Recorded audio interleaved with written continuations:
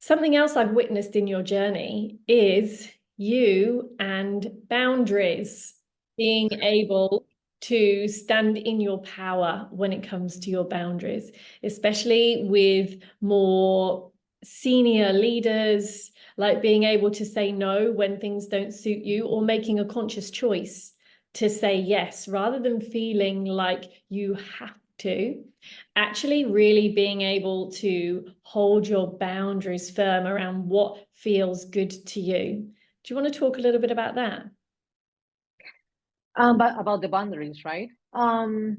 Yeah, that is something I noticed not only my professional side, but also in the personal side. Let's talk about the professional one. For example, the I put some boundaries that I didn't think for a second to put boundaries in the past.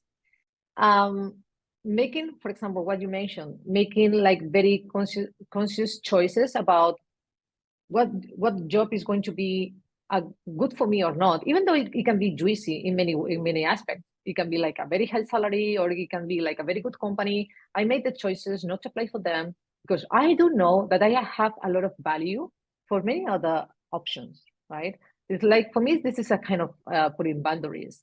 Another boundaries that I have been setting the last year is to say no, for example, or for putting my conditions for interviews.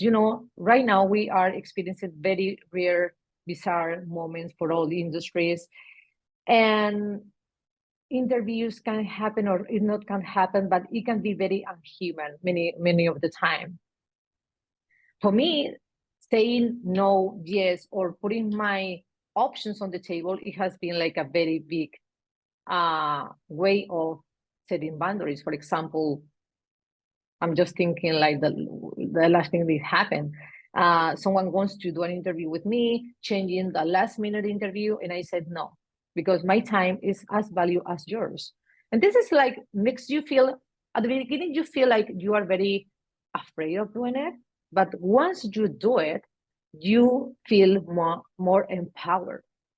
That is worth it to do. That is worth it to try.